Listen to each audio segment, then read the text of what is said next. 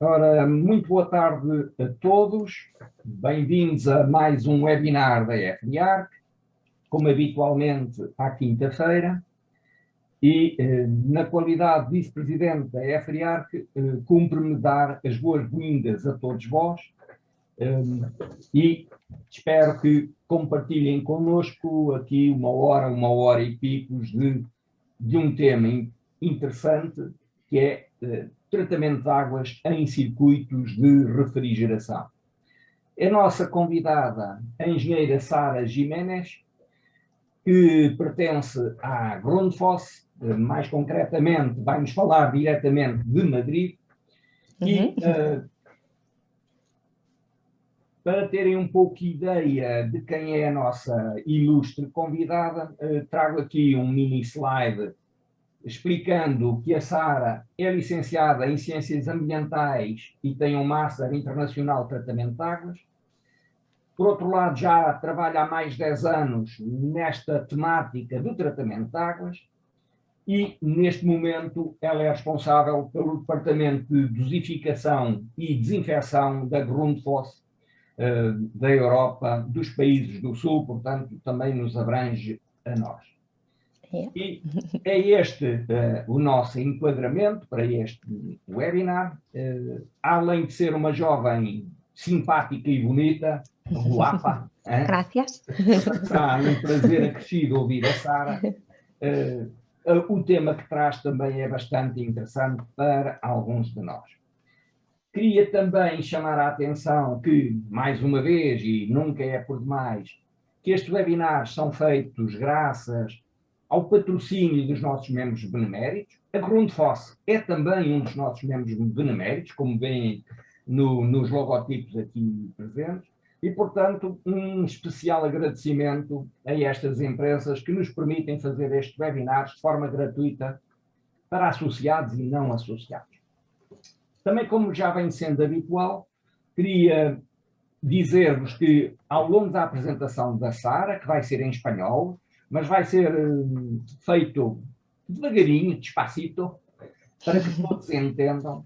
Podem surgir questões, como habitualmente, questões técnicas, obviamente, e têm sempre as duas hipóteses habituais, ou por bate-papo escrevem a questão, que eu vou corrigir para colocarmos no fim, ou questões mais técnicas, ou que não puderem ser respondidas, há sempre a hipótese de contactarem diretamente, quer a Sara, quer o Hugo Sousa, que também está aqui connosco, aqui o Hugo Sousa, também conhecido aqui da Grundfos Portugal, e, portanto, há sempre esta alternativa. Portanto, por exemplo, uma pergunta que queiram pôr, mas não sabem escrever espanhol, podem pôr em português para o Hugo Sousa, que ele fará chegar isso à nossa convidada.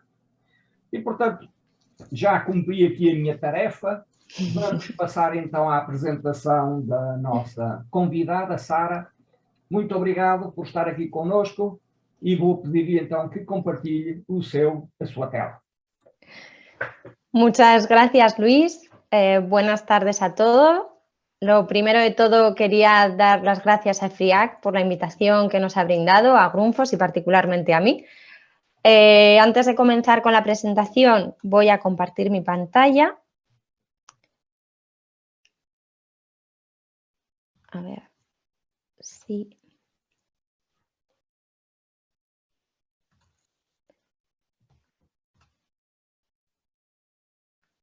A ver si podemos verlo. Ok, lo está.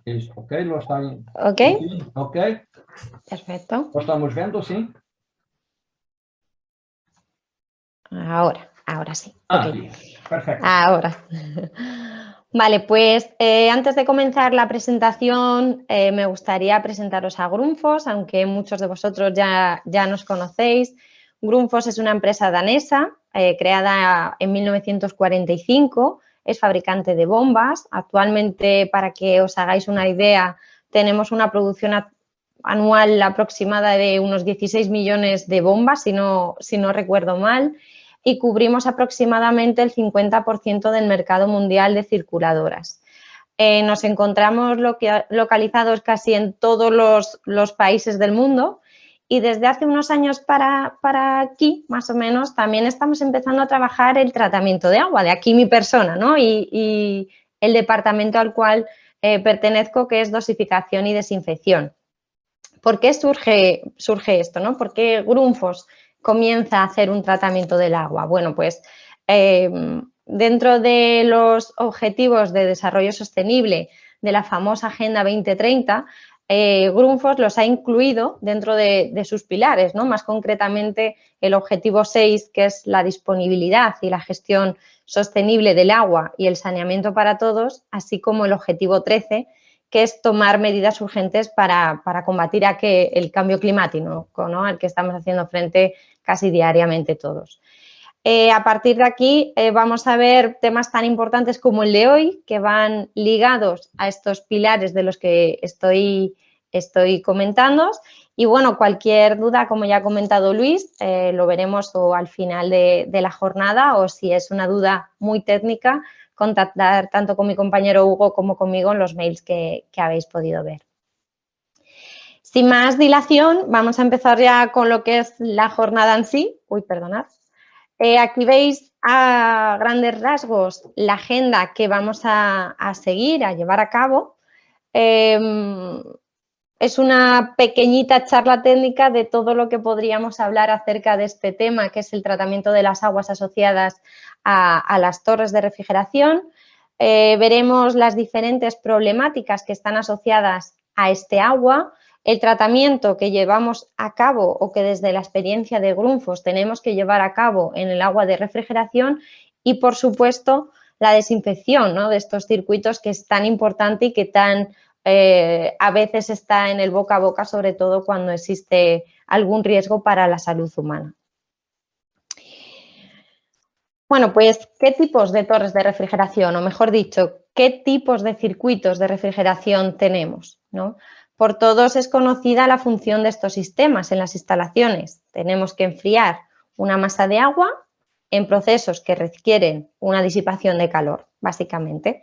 Este principio de enfriamiento se basa básicamente en la evaporación. El equipo va a producir una nebulosa, unas nubes de aguas, que bien, ya sea por la pulverización, como podemos ver en la parte superior, o bien por una caída libre, que se pone en contacto con una corriente de aire que ya veremos que puede entrar de una manera convencional o de una manera inducida. La evaporación superficial se produce de una pequeña parte del agua, que es la que está en contacto con este aire, y va a dar lugar al enfriamiento del resto del agua que va a caer en la balsa. Es decir, la temperatura que vamos a tener en la balsa tiene una temperatura, o la masa de agua, perdonad, que tenemos en la balsa de la torre de enfriamiento tiene una temperatura menor al agua que nos está entrando para enfriar en la torre, ya sea por pulverización, como hemos estado diciendo, o por la propia caída libre del agua. Por otro lado, tenemos los condensadores evaporativos, la imagen que veis a la derecha de la presentación. Son muy similares, aparentemente hay veces que hasta, ¿no?, si no eres muy experto en ellas, incluso nos puede costar diferenciar las torres de los condensadores, pero la principal diferencia es el uso y el modo de funcionamiento que tienen. Los condensadores están destinados a la condensación de gases en general, por ejemplo, el butano, el propano, el vapor de agua. El agua se va a pulverizar directamente sobre un sistema, un sistema de conductos, que son los que se van metiendo por aquí, por la derecha, que es por donde está circulando este gas que queremos enfriar, y el agua que entra, en este caso, por la parte superior del condensador, va a caer directamente sobre este sistema de conductos de transporte de gases para enfriarle, ¿vale? Estaríamos hablando de que el refrigerante y el agua van por dos conductos o dos sistemas totalmente diferenciados y no entran en contacto el uno con el otro. Dentro de estos circuitos de refrigeración también podemos distinguir otras muchísimas clasificaciones. Por ejemplo, todos habremos oído hablar de si es un sistema abierto, un sistema cerrado, si es un tiro inducido, si es un tiro forzado. Bueno, pues dentro de todos estos circuitos podemos encontrar circuitos abiertos, por ejemplo, ¿no? Pues son circuitos normalmente de un solo paso. circuitos que tenemos, por poner así un ejemplo muy visual y muy rápido que podamos tener todos, son las centrales nucleares. Las centrales nucleares toman el agua, por ejemplo, de un lago inmenso que normalmente está ubicado justamente donde está la central, enfrían el proceso necesario y devuelven de nuevo el agua a este lago con un aumento, un incremento de la temperatura. Se suele usar una altísima cantidad de agua, imaginaros, para enfriar estos procesos. Luego tenemos los circuitos cerrados. Los circuitos cerrados van también a coger agua y la van a hacer recircular una y otra vez por nuestro sistema de enfriamiento, una y otra vez, una y otra vez. Son los llamados ciclos de concentración, ¿no? que al final son para también los que tenemos que dimensionar o diseñar el tratamiento de este agua. También sabéis que con estos ciclos de concentración vamos a tener una purga que nos va a hacer abrir o cerrar para que el agua salga y nos meta agua nueva al circuito cuando ya ha superado esos ciclos de concentración, pero básicamente su funcionamiento es captar agua y recircularla una y otra vez. Como podéis ya intuir, en este tipo de circuitos la calidad de agua va a ser, se va a empeorar de una manera más elevada que en un sistema abierto por sus continuos concentraciones de sales en su interior, que veremos a continuación, y sobre todo porque al consumir menor cantidad de agua, este agua bueno, pues va a incrementar sus parámetros y no siempre es bueno. También podemos clasificarlo, como hemos podido ver, ¿no? Según el tipo de ventilación. Aquí podéis ver en la imagen, en la imagen de la izquierda, donde aparecen las torres de refrigeración, la parte superior y la parte inferior, como veis, la entrada de aire es totalmente diferente.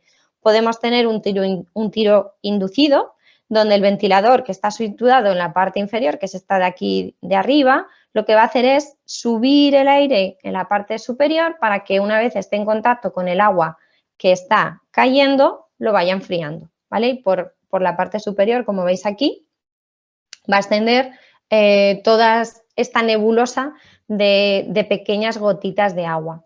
Por su parte, tenemos también el tiro forzado. Perdonad, tiro inducido es la parte de abajo, tiro forzado es la parte de arriba, perdonad.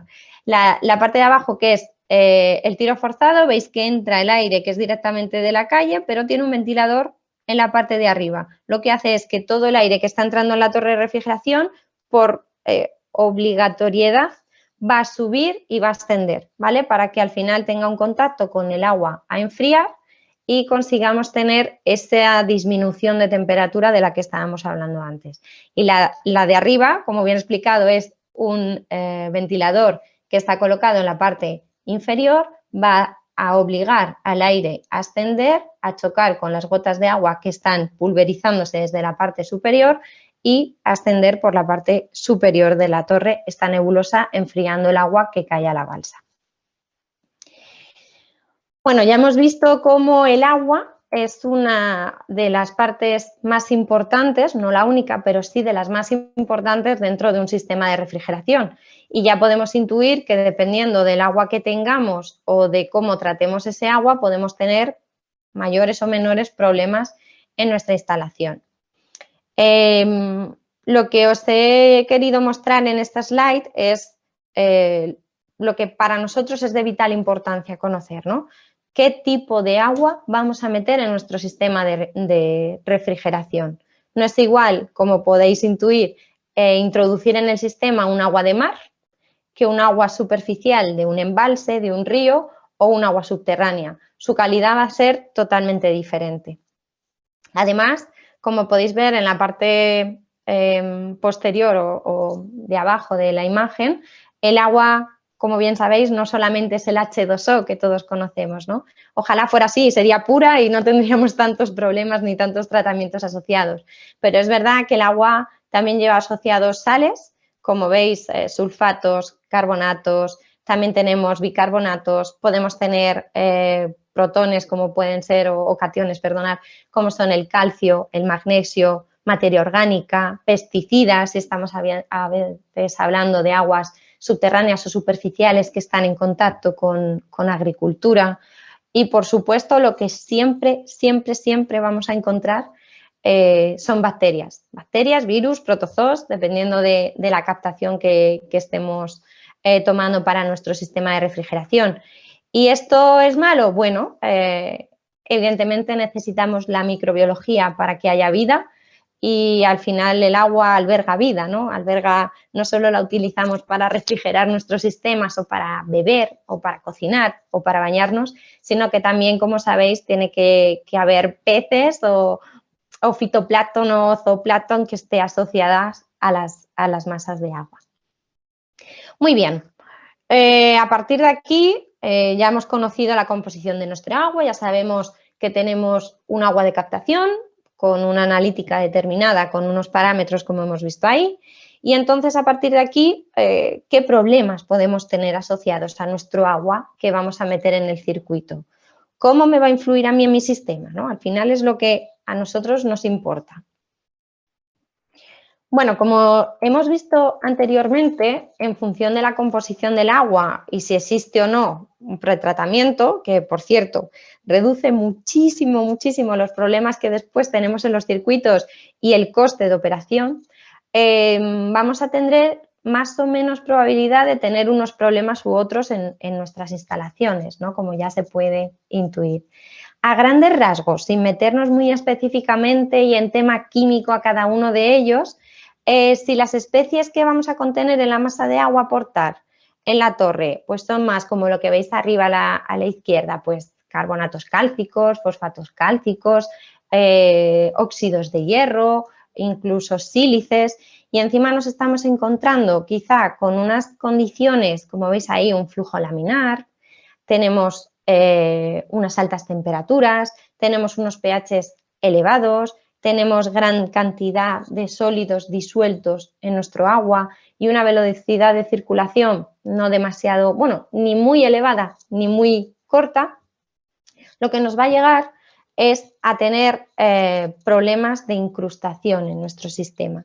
Estos problemas de incrustación, ¿dónde los vamos a notar o dónde, bajo nuestra experiencia, primeramente los detectamos? Pues sobre todo en los tubos de los intercambiadores, en sus placas, incluso se notan rápidamente, incluso en los rellenos de la torre. Sabéis que los rellenos de la torre normalmente son plásticos y en cuanto empieza a haber pequeños problemas de incrustación, estos rellenos comienzan a tener una pequeña película de color blanquecina que ya nos empiezan a dar un pequeño detalle de cómo se encuentra nuestra instalación o esa tendencia a la incrustación.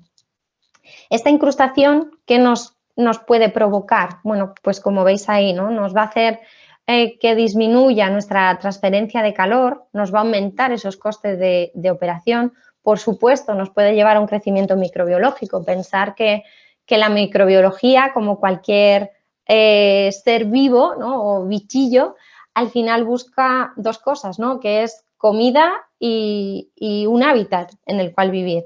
Al final hemos comentado antes que en cualquier masa de agua tenemos presente microbiología, la vamos a meter en nuestro sistema y si tiene alimento van a crecer, se van a hacer fuertes y grandes y puede ser un gran problema.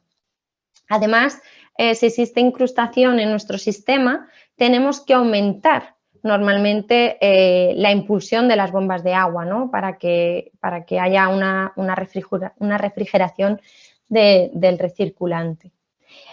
Por otro lado, ¿qué tenemos? Nos afectaría a la corrosión, que sería otro de los factores a tener muy en consideración en un sistema de refrigeración. Bueno, como veis ahí, ¿no? El pH, la alcalinidad, la temperatura, los dos índices que a nosotros los químicos nos traen de cabeza, ¿no? Que son índice de Langelier y índice de Ridner.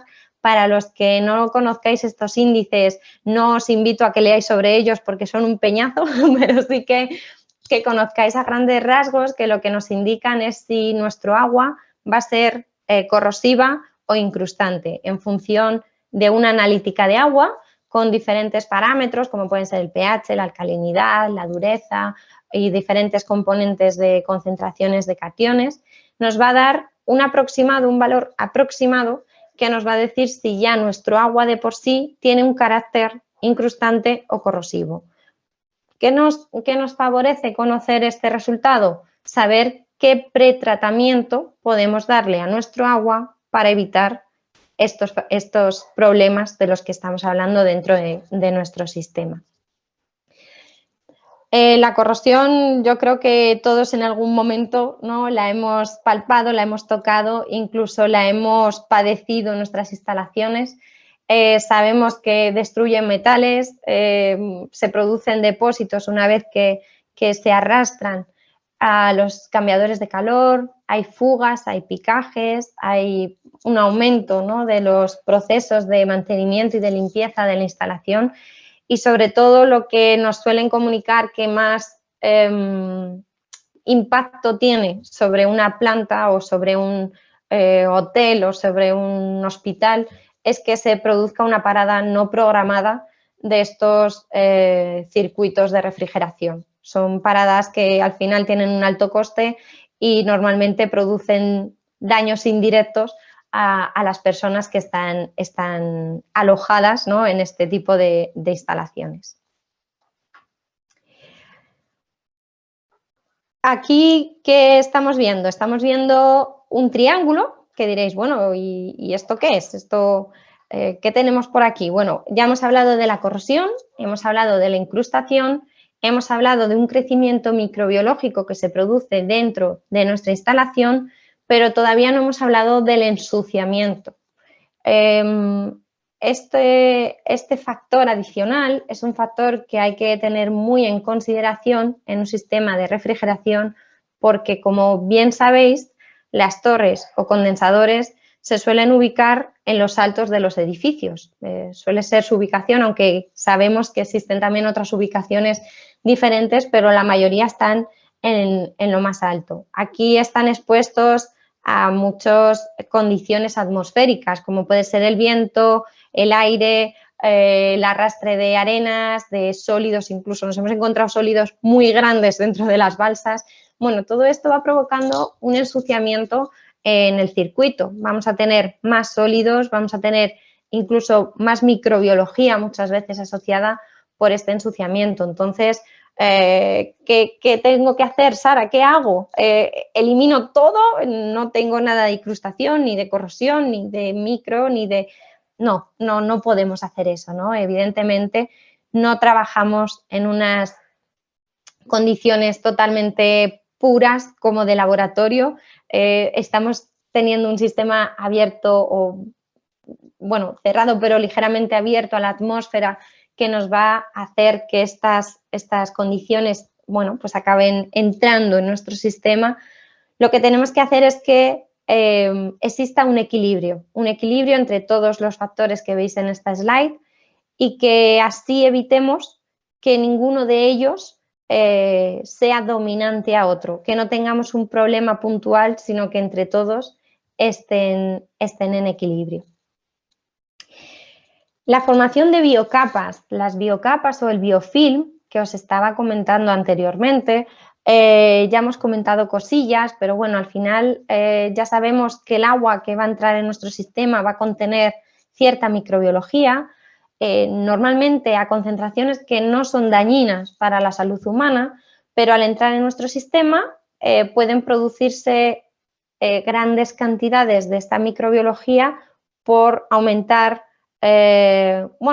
considerablemente su crecimiento. ¿Por qué? Lo que estaba comentando antes, ¿no? Tienen alimento, tienen un lugar donde alojarse y se protegen entre ellas, pues lo que van a hacer es crecer. El caso de las biocapas, como veis ahí, las bacterias que están en el agua, que es la imagen número 1, son bacterias que van entrando de manera libre, contenidas en el agua, van como flotando, por así decir, ¿no? Una vez que entran dentro de la instalación, si encuentran condiciones favorables de temperatura y de nutrientes, van a adherirse a las paredes de las tuberías normalmente o incluso de elementos que se encuentran en la instalación. Los intercambiadores de calor que hablábamos antes es una zona de remanso de microbiología también extraordinaria, ¿no? Bueno, pues ahí lo que van a hacer es unirse entre ellas, cada vez van a haber más individuos y van a formar estas biocapas que van a tolerar dosis de desinfectante, como podéis ver ahí, incluso 1000 veces superior a la necesaria para matar una única bacteria. Posteriormente, ¿qué van a hacer?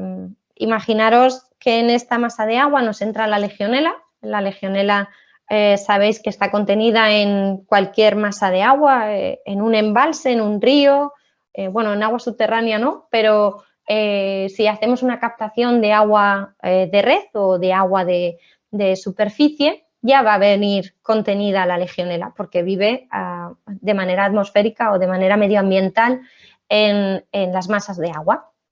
Al introducirla en el sistema, la legionela, si aplicáramos un desinfectante y estuvieran, como veis en la figura 1, de manera libre, sueltas, enseguida las atacaríamos y desaparecerían. El problema es que la legionela es muy vulnerable, entonces busca sistemas como el que veis aquí, como un biofilm, en el cual se ve arropada por otras bacterias. Yo siempre pongo este ejemplo, no tenemos la suerte de vernos presencialmente, pero es verdad que yo soy una chica bastante chiquinina. Yo no voy a decir lo que mido porque está muy feo, pero soy muy chiquinina. Entonces, yo muchas veces pienso en la legionela, ¿no? Digo, yo si tuviéramos o hubiera aquí alguien que viniera a atacarme, yo me pongo detrás de alguien muy grande y a mí no me hace nada, va a atacar a los que están delante, ¿no? Pues esto pasaría igual. La legionela se intenta proteger entre otras bacterias más resistentes y lo que hace es, bueno, pues ir creciendo y reproduciéndose dentro de este biofilm. ¿Por qué se produciría la dispersión que veis en el número 5? Esta dispersión se suele producir bien por un choque químico en la instalación o un choque térmico, que muchas veces se producen sobre todo en aguas calientes sanitarias o en aguas potables, y también por un cambio de flujo. Imaginaros que de repente en la instalación hay una ampliación, entra una sobrepresión en el sistema y el flujo que era laminar, que era de una velocidad muy constante, de repente aparece una sobrepresión. ¿Qué haría? Levantaría estas biocapas de repente y se produciría esta dispersión. Y si esta dispersión del biofilm contiene un número o una concentración elevada de legionela, tendríamos, bueno, pues un brote, ¿no? Que tendríamos que tratar posteriormente. Ahora que ya hemos constatado, confirmado y conocido, ¿no? la necesidad que tenemos de hacer un tratamiento adecuado para el agua de nuestro sistema de refrigeración, ¿qué valores necesito? ¿Qué puedo hacer? ¿No? ¿Qué agua puedo meter en mi sistema y ver que es, sobre todo, no voy a provocar un daño a las personas y, por supuesto, no voy a provocar un daño en mi instalación? Bueno, aquí he querido compartir con vosotros un ejemplo de diferentes calidades, como podéis ver ahí. Esto es una tabla de un fabricante específico de torres de refrigeración, donde indica qué parámetros debemos de tener o qué límites de concentración en los parámetros de la calidad del agua para sus torres de refrigeración en función del material utilizado. Si tenemos un galvanizado, podéis ver ahí que, por ejemplo, la conductividad es muy bajita. Nos dice que no puede pasar de 2.400 microohmios por centímetro, mientras que si trabajamos con inoxidable, las concentraciones serían superiores. ¿Esto en qué se traduce? Como comentábamos al principio, en ciclos de concentración. En veces que yo puedo estar metiendo mi agua dentro del sistema sin necesidad de purgar y meter agua nueva. Esto se acaba traduciendo en euros, porque es agua que no tiro, energía que no tiro y producto químico que no me va al desagüe y tengo que tratar agua nueva, sino que la voy reutilizando una y otra vez.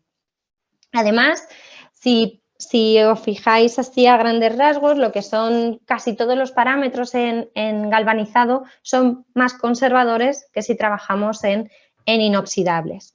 Estas son las referencias que indica en este caso este proveedor de torres de refrigeración.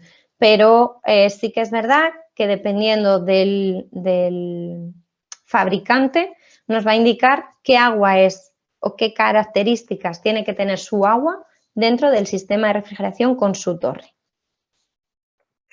Además, sabéis que existe una legislación, una ley en la que nos obliga a llevar una serie de protocolos y tratamientos para prevenir lo que comentábamos antes de proliferación de la legionela, ¿no? Y evitar esos brotes. En vuestro caso, además, he de deciros que España está ahora mismo revisando su ley de legionela y ha tomado en consideración la ley portuguesa porque tenemos mucho que aprender de vosotros en este caso, ¿no?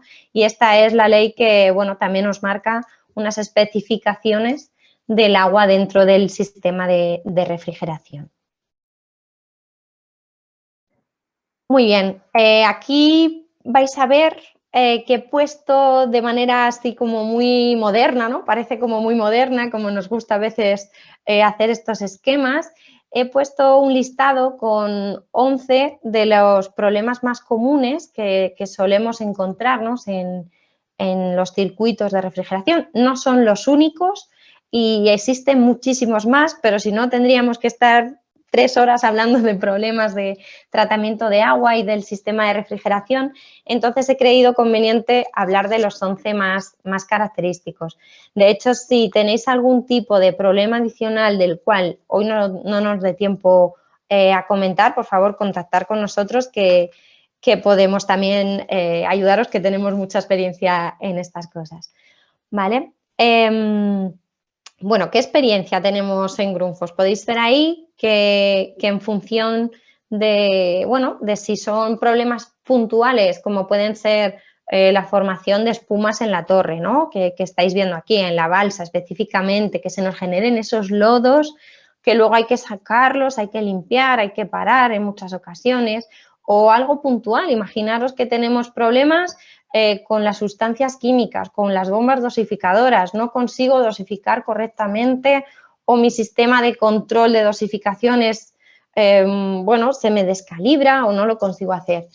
Pero también tenemos problemas que son muy generales, ¿no? No tengo un control, no sé por dónde empezar, por así decir, o tengo una contaminación microbiológica en todo mi sistema, me está saliendo positivo en Legionella y no sé dónde tengo el brote y tengo un sistema muy grande, o tengo corrosión y no sé dónde tengo la corrosión, ¿no? Esos son problemas como muy generales y después tenemos problemas puntuales dependiendo de la zona concreta en la que vayamos a buscar.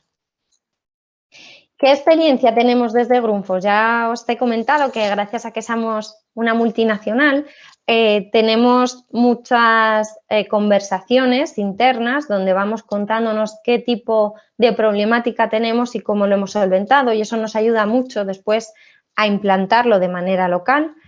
Y una de los bueno, I+D que hizo Grundfos de unos años para acá es esta gama Smart Digital, que como veis ahí es una bomba dosificadora inteligente. Básicamente, os voy a ser sincera, se fabricó esta gama casi pensando en líquidos gasificantes como puede ser el hipoclorito sódico o el peróxido de hidrógeno. Pero además, ¿en qué nos ha ayudado? Nos ha ayudado a que es capaz de medir el caudal y monitorizar la presión con este cablecito que veis en la imagen, que está ligado al cabezal de la bomba. Con este cablecito vamos a poder detectar la presión ejercida en el cabezal. ¿Cómo lo hace? Es una bomba de motor paso a paso, con una repetitividad enorme y tiene una precisión de más o menos 1%, como veis ahí. Al bombear siempre el mismo volumen de líquido contenido en el cabezal y la presión que está ejercida sobre él, mediante un microprocesador va a convertirlo en un caudal instantáneo. Esto, bueno, pues como podéis prever, nos ayuda mucho a mantener una precisión en los químicos que tengo que dosificar en mi pretratamiento del agua en el sistema de refrigeración, así como el tratamiento de biocida dentro del sistema, de manera muy específica, y esto nos ayuda a no derrochar producto químico, no he hecho ni mucho ni poco, sino que soy muy preciso, y además me va a ayudar a, si yo quiero tener un control absoluto, puedo tener comunicaciones Profibus, Modbus, incluso mensajes vía móvil o a través de una aplicación que estamos desarrollando, que es una nube en la cual podemos tener todos los datos que nos puede dar la bomba dosificadora. Veis que es muy intuitiva, es una bomba dosificadora que, bueno, tiene un display, y gracias a este display podemos ver, en función del color en el que se encuentre, cómo está trabajando. Si se encuentra sin fallos, la vamos a ver en verde, trabajando normal, pero bueno, podemos también encontrarla en amarillo cuando exista algún aviso, o en rojo cuando ella determine que es una alarma muy crítica, algo muy crítico, como una rotura de un tubing, o cuando hay una sobrepresión en el punto de dosificación y va a parar por seguridad. Aquí os quería enseñar, es un corte transversal del cabezal para que pudierais ver cómo es una bomba dosificadora Grundfos por dentro. Sí que es verdad que tenemos, como veis ahí, dos bolitas, válvulas de antirretorno, tanto en impulsión como en aspiración. Esto nos va a ayudar también a que todo el líquido contenido en los tubing no se van a derramar ni van a regresar al cabezal de la bomba cuando se encuentre en stand-by. Va ella sola, por sí misma, a detectar esos fallos que os comentaba. Imaginaros que estoy dosificando un anticorrosivo en una torre de refrigeración para que no me produzca corrosión, como estábamos hablando, y de repente alguien por, no sé, un trabajo de mantenimiento cierra una válvula.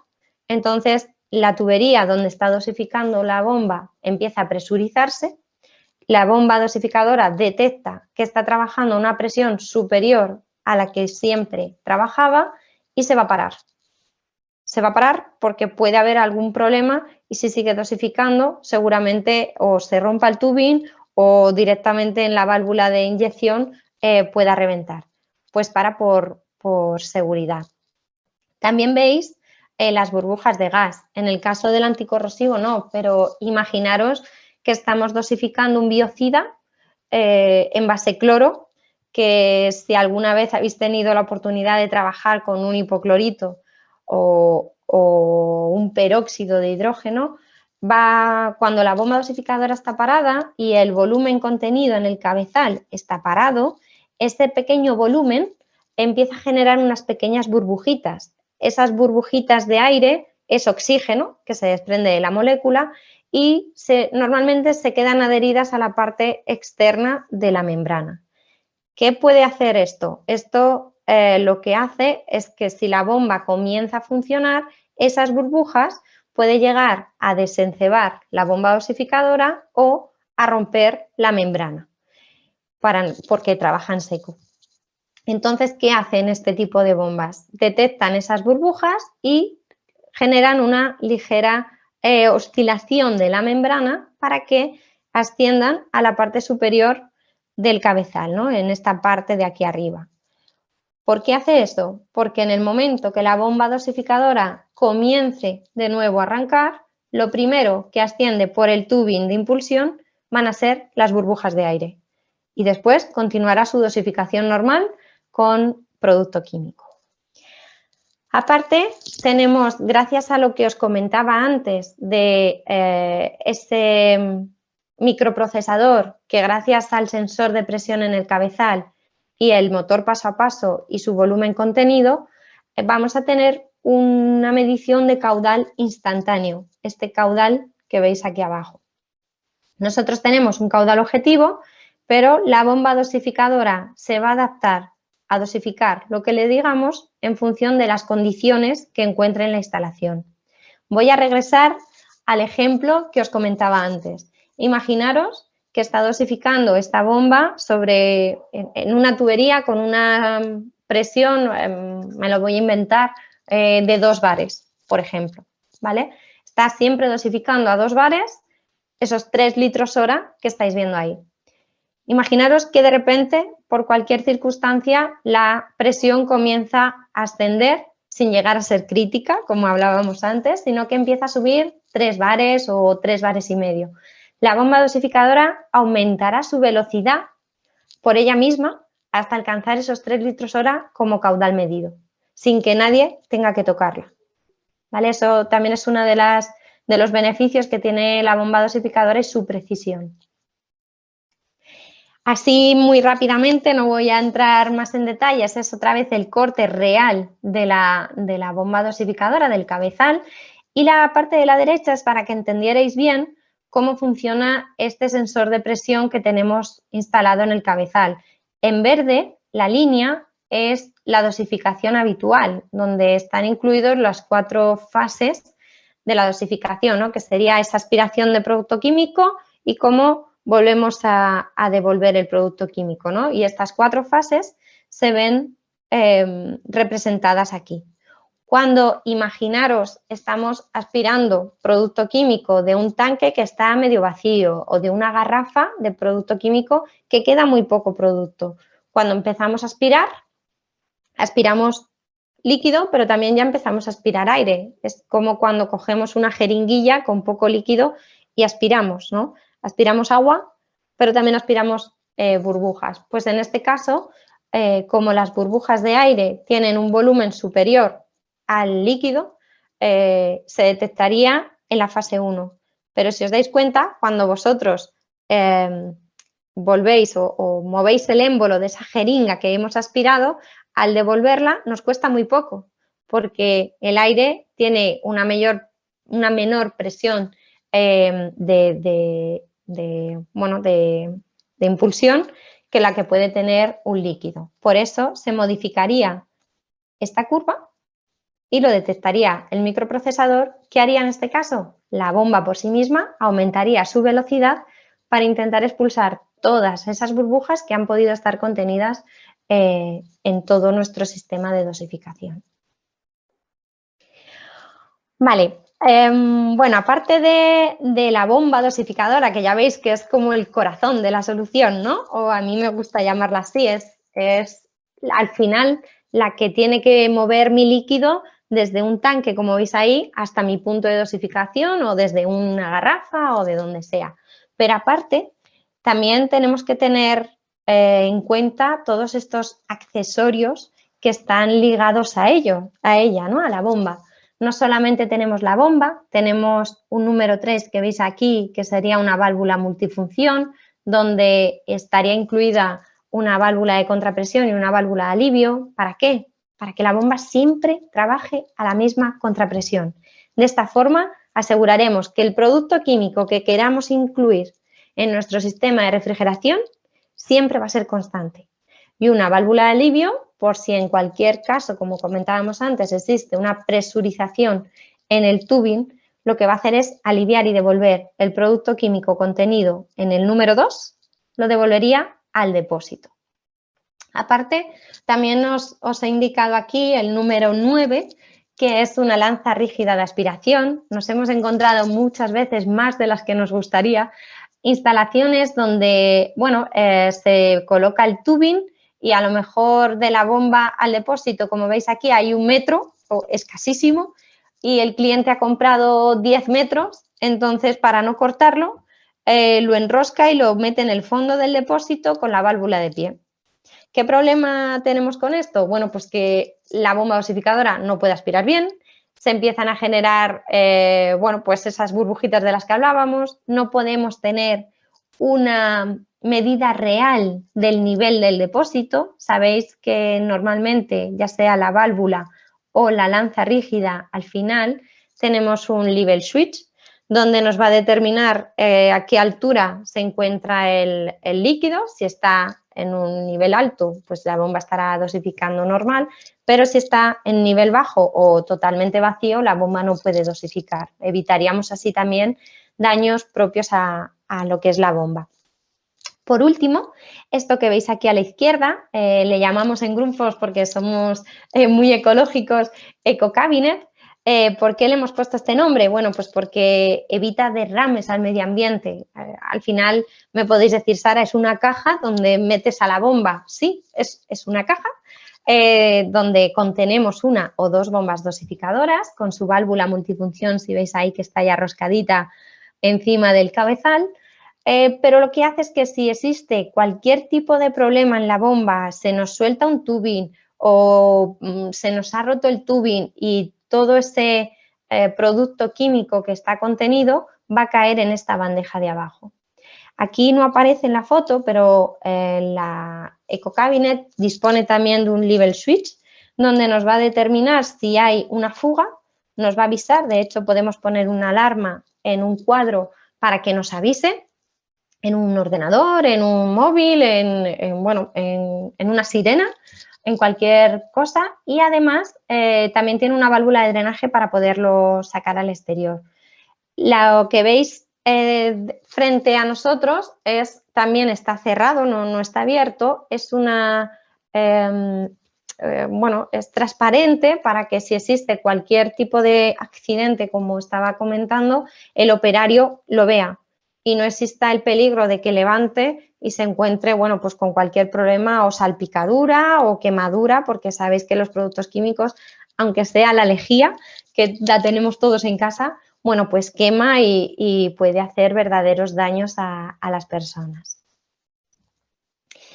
Bueno, hemos hablado de la dosificación, pero en las torres de refrigeración es súper importante tener un control de los distintos parámetros del agua, no solamente por cumplir con la legislación que hemos estado viendo anteriormente, sino también para controlar que no tengamos estos problemas de los que hablábamos al principio de incrustaciones, corrosiones. Todo esto nos lo va a hacer un sistema de medición y control in situ que sea instantáneo, ¿no? ¿Cómo lo hace Grundfos? Bueno, pues con un control en línea de los diferentes parámetros que están fijados, ¿no? Gracias a este D&D. Nosotros le hemos puesto este nombre. Nuestro sistema de medición y control son de SCAN.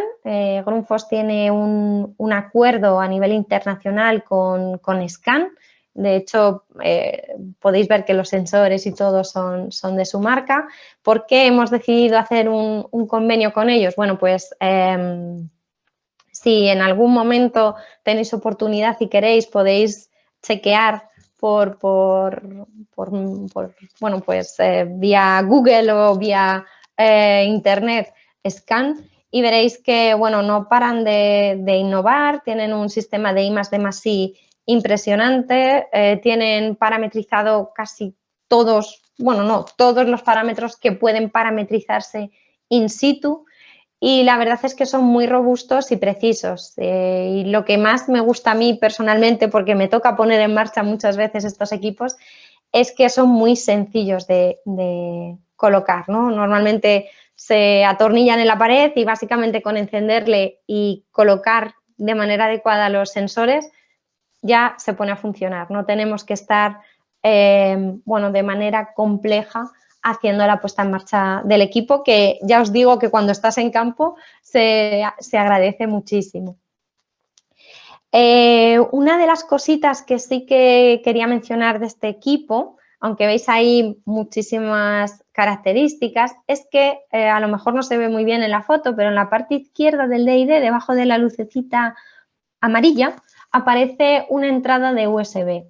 Esa entrada de USB es para descargar los datos de medición del equipo durante el tiempo que queramos, pero no es necesario comprar un USB a Grundfos ni un software de Grundfos pagando X. No.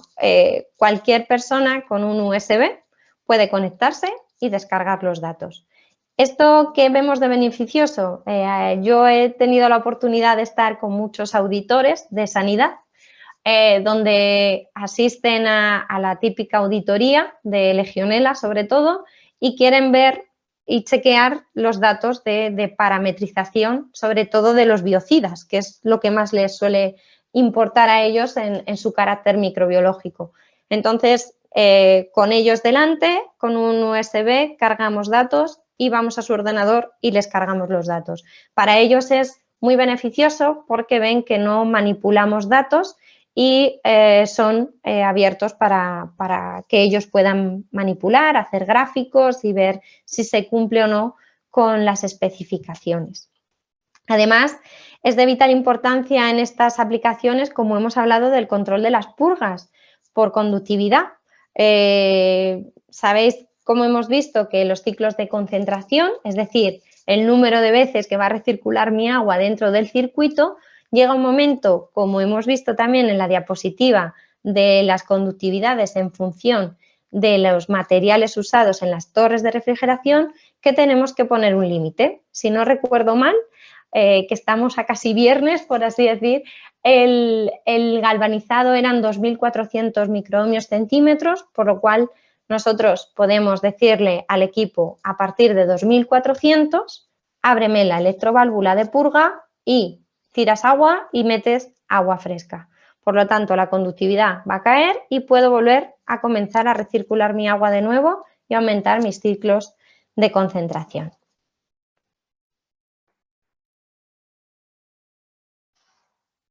Muy bien, pues ya tenemos nuestra agua tratada químicamente, hemos visto que hemos dosificado nuestros productos en nuestro pretratamiento, lo que comentábamos, el inhibidor de corrosión, un inhibidor de incrustación, normalmente lo suelen meter conjuntamente en un mismo producto químico para solo dosificar uno, tenemos nuestra agua dentro de nuestro sistema recirculando, pero ahora tenemos una preocupación y es ¿qué hago con la microbiología? Yo tengo mi agua muy bien, sé que ya no me va a hacer corrosión, no me va a provocar incrustación, la tengo controlada mis purgas y mis ciclos, pero microbiológicamente, ¿qué puedo hacer? ¿No? Bueno, pues para esto están las desinfecciones dentro de los circuitos de refrigeración.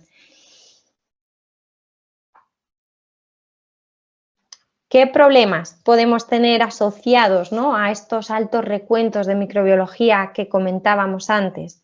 Bueno, pues bien, por un ensuciamiento del sistema del que hablábamos antes, ¿no?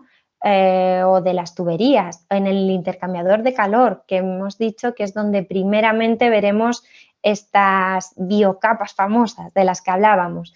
Incluso podemos intuir que hay un problema microbiológico cuando, por ejemplo, está habiendo una baja efectividad o eficiencia del biocida, ¿no? Yo estoy dosificando biocida en mi sistema, pero aún así tengo altos recuentos de legionela, algo está pasando, algo no está yendo bien, ¿no? Pues podemos intuir que tenemos un problema con la desinfección. Bueno, ¿por qué podemos tener estos problemas? Tenemos numerosos, innumerables productos químicos a la venta con muchísimos fabricantes diferentes, están validados por las consejerías de sanidad, por los ministerios de sanidad. Entonces, podemos encontrarles envase cloro, envase bromo, envase aminas, bueno, casi lo que queramos lo tenemos ahora mismo ya fabricado, ¿no? Entonces, bueno, aquí lo que os he querido traer es algo muy sencillito, que son los dos biocidas que más se suelen utilizar en torres de refrigeración. Lo que podéis ver aquí son dos curvas de la disociación de los dos compuestos, el hipoclorito sódico a la izquierda y a la derecha tenemos el bromo, ¿vale? Y están en función del pH, como podéis ver. ¿Y qué es la disociación? ¿De qué estoy hablando, no? Bueno, la disociación es cuando la molécula, ya sea de hipoclorito sódico o de bromo, entra en contacto con el agua. Y al entrar en contacto con el agua lo que hace es que se convierten en diferentes especies porque reaccionan con este H2O. En el caso del hipoclorito sódico de la izquierda, lo que necesitamos tener en nuestro caso, en nuestro agua, para saber que está desinfectada, es este ácido hipocloroso. Este es el que realmente queremos tener y es el que nos va a dar una estimación de si nuestro agua está bien o mal desinfectada. En el caso del bromo, lo que tendremos que tener en consideración es el ácido hipobromoso, ¿vale? no sé si recordáis, pero el pH que hemos estado viendo en aquella slide de diferentes materiales, también de las torres, nos indicaba que normalmente una torre podía estar entre 6,5 y 9 o 7 y 9, más o menos en ese rango. Pero la realidad es que al utilizar estos ciclos de concentración, el pH al que vamos a estar trabajando habitualmente suele estar en torno a 8,2, 8,5, 8,7 en alguna torre, ¿vale? Entonces, si interpretamos estas gráficas con los datos que acabamos de hablar, si yo lo que quiero tener es este lado, ¿no? Este ácido hipocloroso que está representado en esta curva, esta es su efectividad, siendo 0 y siendo 100%, y nos vamos a mover en torno a un 8,2, 8,5 más o menos, vamos a ver que la efectividad del ácido hipocloroso está en torno a un 10%. En el caso del bromo, del ácido hipobromoso, vamos a tener que si nos movemos en ese 8,5, si me deja el ratón y no se mueve demasiado, estaremos en torno a un 40-45% de efectividad de ese biocida. ¿Qué significa esto? Bueno, pues significa que si yo estoy echando ciertas ppm, como me marca la legislación, de mi biocida dentro de mi sistema de refrigeración, solo el 10% va a ser efectivo en la desinfección realmente contra cualquier microorganismo. Ya no solo hablo de Legionella, sino con cualquier microorganismo que esté presente en el agua, ¿vale? En el caso del bromo sí que es verdad que es superior, trabaja, si os dais cuenta, las dos curvas están como desplazadas una unidad de pH, trabaja a un pH un poquito más básico que el hipoclorito, pero el problema del bromo es que son unas moléculas muy grandes y para incluirse o introducirse dentro de la bacteria y poderla romper es mucho más complicado, le cuesta más. Entonces necesitamos añadir una cantidad bastante más elevada que de hipoclorito sódico. Bueno, entonces, ¿qué proponemos desde Grundfos, ¿no? Estoy contando que, bueno, que el cloro no es demasiado bien o poca eficacia, el bromo tampoco nos termina de convencer. Bueno, pues nosotros, como os he estado comentando, gracias a todos nuestros feedback con nuestros colegas de diferentes países, tenemos una experiencia bastante positiva en desinfecciones basadas en dióxido de cloro. Esto segurísimo que habéis escuchado ya hablar de él y bueno, pues es dióxido de cloro generado in situ, ¿vale? Que esto es bastante importante porque se genera a partir de dos precursores que son el ácido clorhídrico y el clorito sódico, como podéis ver aquí en esta fórmula, que bueno, tampoco hace falta meterse muy en detalle, pero si os fijáis, casi metemos lo mismo de uno, de clorito sódico, que de ácido clorhídrico, ¿no? En relación 5,4, pero más o menos acabamos introduciendo la misma cantidad para generar esto que veis aquí, que es el dióxido de cloro. ¿Qué tiene de positivo referente a los otros desinfectantes que hay actualmente o que se han tradicionalmente dosificado en los sistemas de refrigeración? Que no depende del pH. En el gráfico que veis abajo, en verde se representa aquel ácido hipocloroso que veíamos anteriormente en dependencia del pH, mientras que en rojo hemos representado el dióxido de cloro. Se dice que entre 4 y 10 unidades de pH la efectividad o el cloro activo disponible, el dióxido de cloro activo disponible es en torno al 100%, ¿vale? Nunca es el 100 porque no existe nada ideal, pero siempre está en torno al 100%.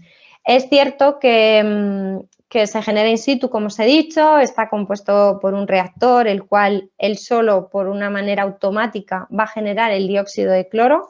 Está programado para que lo haga introduciendo de unas determinadas formas y esperando el tiempo adecuado para que la reacción química se produzca.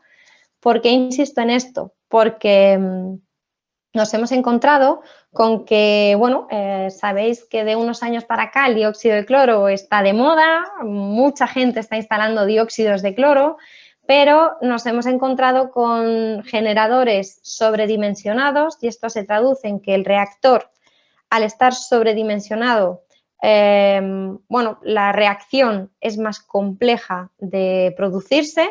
A mí siempre me gusta poner este ejemplo y es, imaginaros que estamos en una sala pequeñita y estamos, no sé, 50 personas.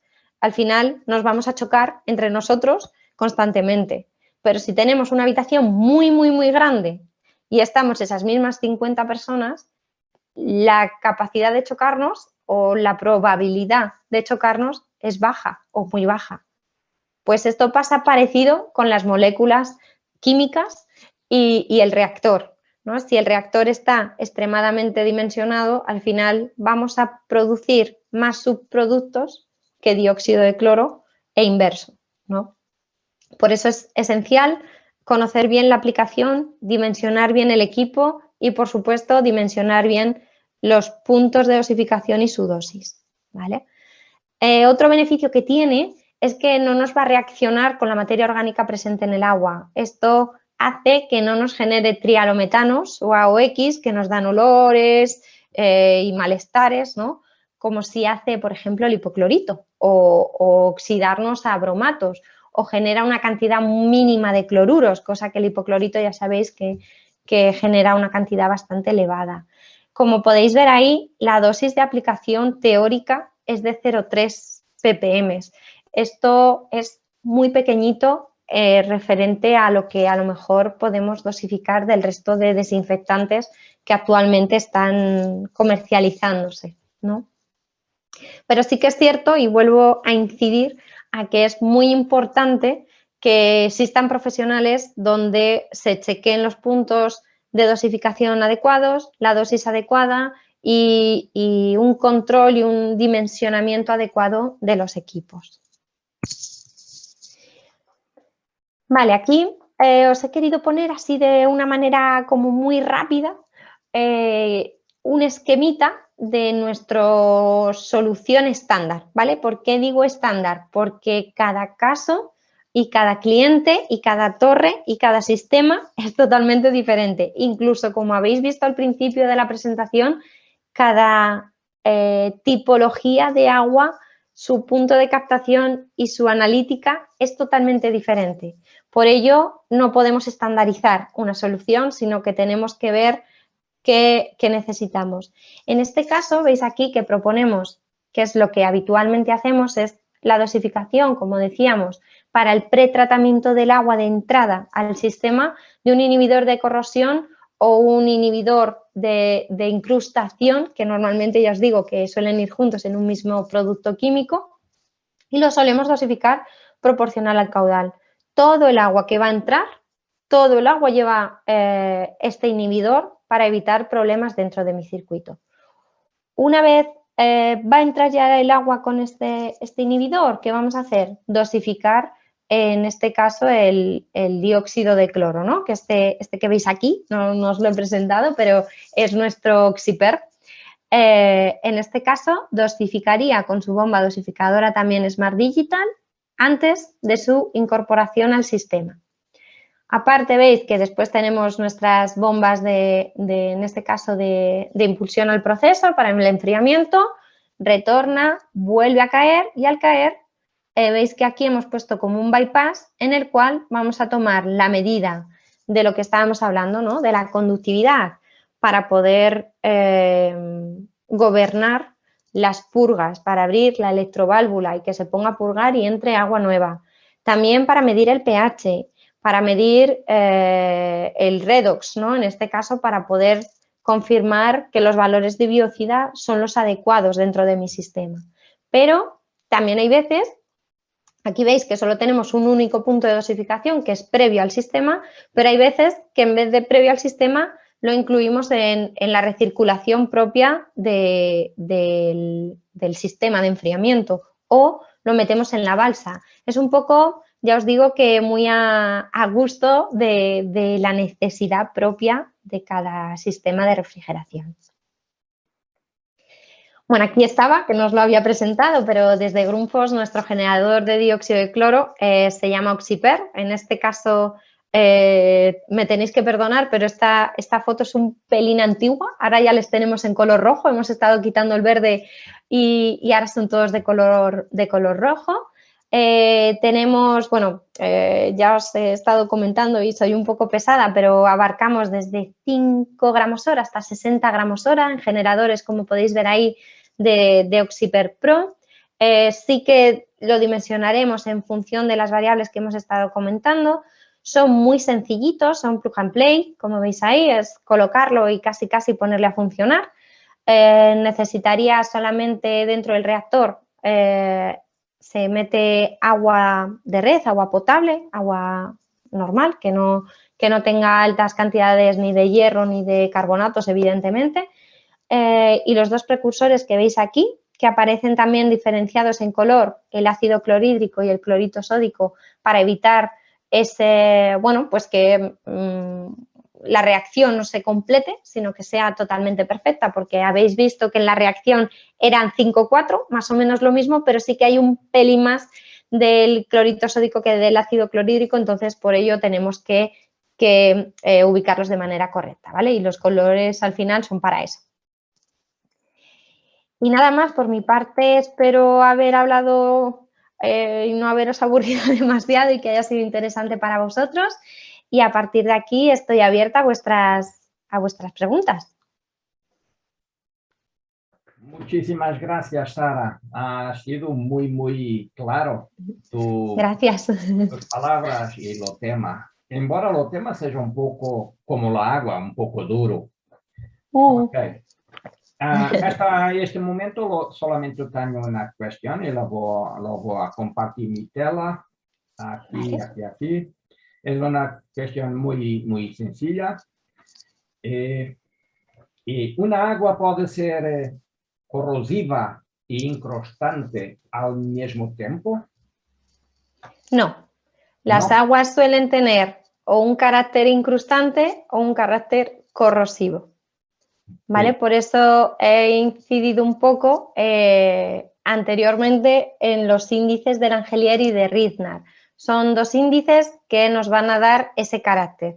Después, es verdad que podemos tener un agua que, si no lo hemos descalcificado correctamente, nos puede llevar a una incrustación, aunque nuestro agua sea corrosiva. Por eso he incidido en aquel triángulo en el cual tenemos que tener un equilibrio de todo. No podemos no tener nada de incrustación y nada de corrosión. Siempre va a haber un equilibrio entre ambos factores. Não sei se alguém tem questões que queira colocar. Este tema é um pouco mais restrito.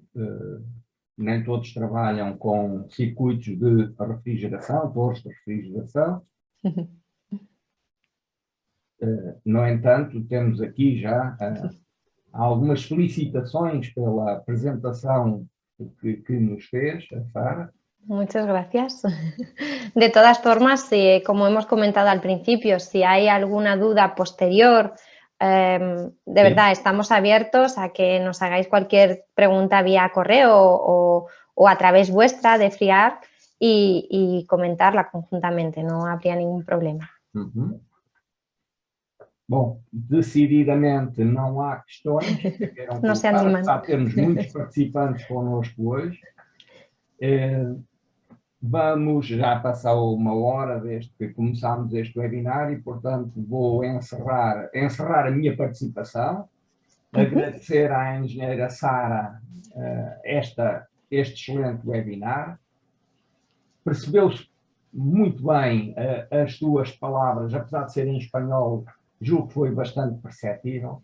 E vou passar a palavra ao engenheiro Álvaro Ramalho, que é o presidente da Comissão Técnica da EFRIARC, a quem vou passar a palavra. Muito obrigado, Sara. Até uma Muchas gracias, Luís. Gracias.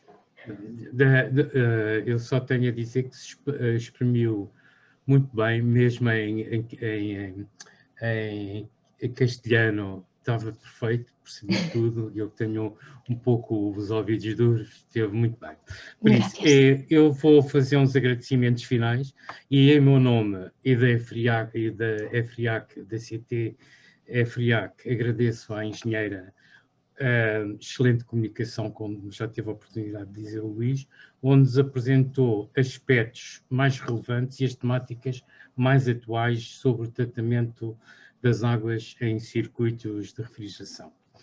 Agradeço ainda a todos os participantes, que até foram bastantes, e deixo ainda uma palavra de apreço aos nossos associados beneméritos da FRIAC, que mais uma vez nos apoiaram nestes eventos.